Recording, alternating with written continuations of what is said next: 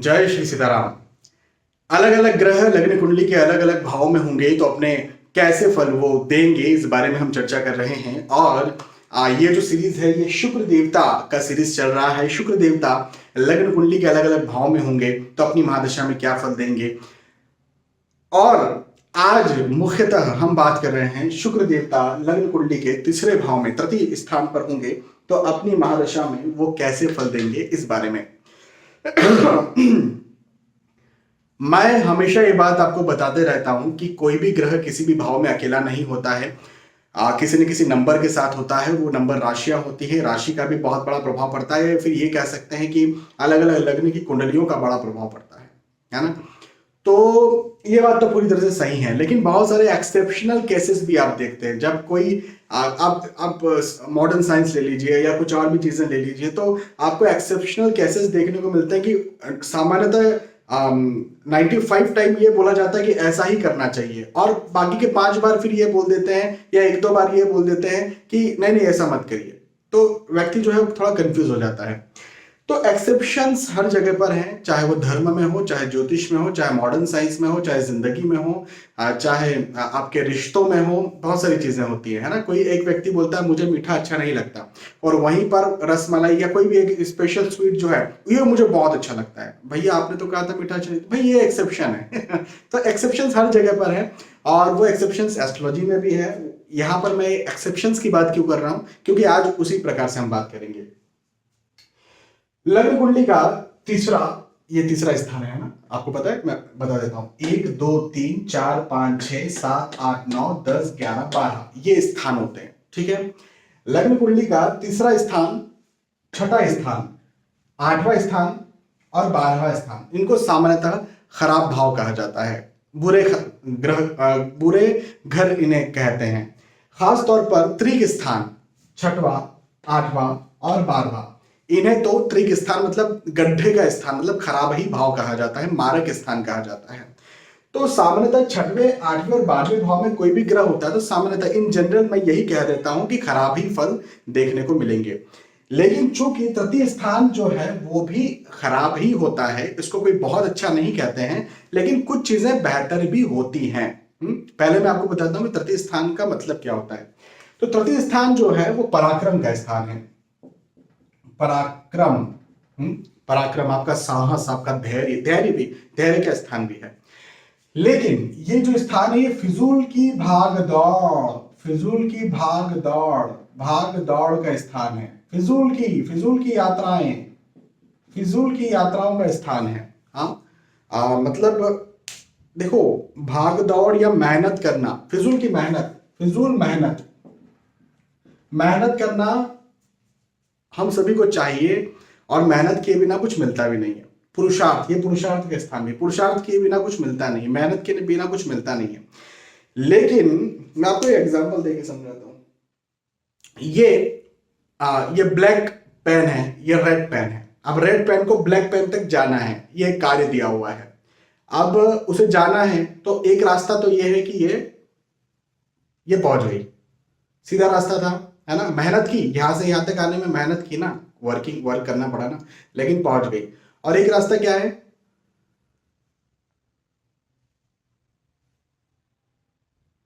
मतलब सीधा रास्ता कौन सा था, ये सीधा रास्ता था। इसमें मेहनत तो करना पड़ी, लेकिन सीधी मेहनत थी। यहां पर फिजूल की मेहनत करना पड़ी। समझे आप क्या बात हुई। बात यह है कि ये जो घुमा फिराने वाली मेहनत है ना, उसका भाव ये है। सीधी मेहनत तो हर किसी को करना चाहिए और करना पड़ती भी है, बिना मेहनत के तो कुछ नहीं मिलता। लेकिन फिजूल की मेहनत का भाव, इस भाव को हम कहते हैं। अच्छा, इसी के साथ साथ शुक्र देवता जो हैं उनकी एक दृष्टि होती है, 7वीं दृष्टि। इसका मतलब क्या, इसका मतलब ये है कि वो जहां पर बैठेंगे वहां के तो अपने फल देंगे, लेकिन वहां से 7वें भाव के फल भी देंगे। वहां से 7वां भाव क्या है, 1 2 3 4 5 6 7, मतलब 9वां स्थान ये हो जाएगा। 7वां, यहां से 7वां भाव लग्न कुंडली में देखेंगे तो 9वां स्थान है ना।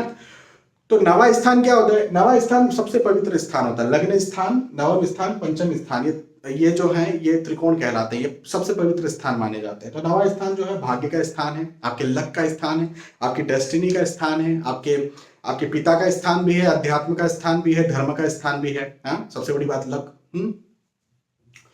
तो आगे क्या होता है कि तृतीय स्थान पर शुक्र महाराज बैठेंगे तो एक चीज में तो वृद्धि करने वाले हैं, वो है फिजूल की भागदौड़। मतलब फिजूल की, जिसको भी तृतीय स्थान पर शुक्र महाराज की दशा चल रही है, वो ये बात तो कहेगा कि मुझे बहुत भागना पड़ता है, बहुत दौड़ना पड़ता है, बहुत मेहनत करना पड़ता है। मेरा जो कॉलीग है वो 8 घंटे में कुछ कर लेता है, मुझको 12 घंटे लग जाता है वही काम करने में, या कभी कभी 2 दिन लग जाता है। मैं कुछ काम करने जाता हूं या जाती हूं तो मेरे को पहले जो है वो पॉलिटिक्स मेरा सामना करती है। मतलब पॉलिटिक्स, लोग मुझे रोकते हैं या परेशान करते हैं, और उसके बाद में फिर जाकर के मेरा काम होता है ना। तो मतलब ये वाला स्थिति जो है ना, फिजूल की भागदौड़, फिजूल की मेहनत, फिजूल का खपना, फिजूल का परेशान होना, दूसरों के द्वारा परेशान किया जाना, पॉलिटिक्स होना, ये वाला विषय जो है तृतीय स्थान पर शुक्र बैठेंगे तो ये स्थिति तो आ जाएगी। लेकिन एक स्थिति ये है कि जैसे मैंने अभी थोड़ी देर पहले एग्जांपल दिया था कि इस रेड पेन को ब्लैक पेन तक आना है, तो ये मेहनत किया और ये आ गया, तो ये तो सीधी सीधी बात हुई। अब तृतीय स्थान में 2 चीजें बन सकती है। तृतीय स्थान में एक चीज क्या बनेगी, भाई फिजूल की भागदौड़ करके यहां तक पहुंचना है, तो इधर उधर गए और फिर यहां पर फाइनली पहुंच गए। तो भाई फाइनली पहुंच भी तो गया ना, मिल भी तो गया ना। इसका जो वर्क था वो भले इधर उधर दौड़ा लेकिन मिला तो ना।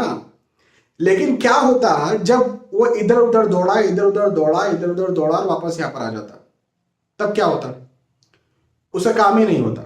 तो ये 2 बातें जो बनी ना कौन सी 2 बातें, कि दौड़ा लेकिन मिल तो गया ना, वो कुछ लग्न की कुंडलियों में बनेगी। और दौड़ा, भागदौड़ फिजूल की लेकिन मिल नहीं पाया, सफल नहीं हो पाया, वो कुछ लग्न की कुंडलियों में बनेगी। तो ये 2 बातें यहां पर बनने वाली है। तो इन 2 चीजों में डिफरेंशिएट किया हुआ है मैंने। यहां पर बीच में आप नंबर्स देख रहे हैं। यदि आपकी लग्न कुंडली वृषभ लग्न की, आपके इस भाव में यदि 2 नंबर, 3 नंबर, 6 नंबर, 7, 10 और 11 नंबर लिखा हुआ है, तो कौन सी स्थिति बनेगी, कौन सी स्थिति बनेगी, दौड़ा दौड़ा, भागा भागा, भागा भागा, फाइनली मिल गया। तो वृषभ लग्न की कुंडली, मिथुन लग्न की कुंडली, कन्या लग्न की कुंडली, तुला लग्न की कुंडली, मकर लग्न की कुंडली और कुंभ लग्न की कुंडली में भागदौड़ तो करना ही पड़ेगी, लेकिन व्यक्ति को वो मिल जाएगा जिसके लिए वो भागदौड़ कर रहा है, जिसके लिए वो मेहनत कर रहा है। उसका भाग, उसका लक साथ देगा। क्यों साथ देगा, क्या वजह रहेगी, क्योंकि इन लग्न की कुंडलियों में शुक्र महाराज योग कारक ग्रह रहेंगे, और योग कारक ग्रह भाग्य भी देंगे, क्योंकि भाग्य पर प्रभाव डालेंगे तो भाग्य भी देंगे ना। तो भाग्य का मिलना क्या होता है, भाग्य का मतलब ये होता है कि हमें वो चीज मिल जाए। लेकिन तृतीय स्थान का मतलब क्या होता है, फिजूल की भागदौड़ के बाद वो चीज मिल जाए। ठीक है, तो पराक्रम भी देंगे, यदि इन लग्न की कुंडलियों में बैठे हैं तो पराक्रम भी देंगे, साहस भी देंगे, धैर्य भी देंगे, फिजूल की भागदौड़ भी देंगे, फिजूल का परेशान भी करेंगे, फिजूल का खपाएंगे भी, पॉलिटिक्स भी होगी इंसान के साथ, परेशान भी थोड़ा होगा वो, लेकिन फाइनली आफ्टर ऑल उसे वो चीज मिल जाएगी जिसके लिए उसने भागदौड़ की है।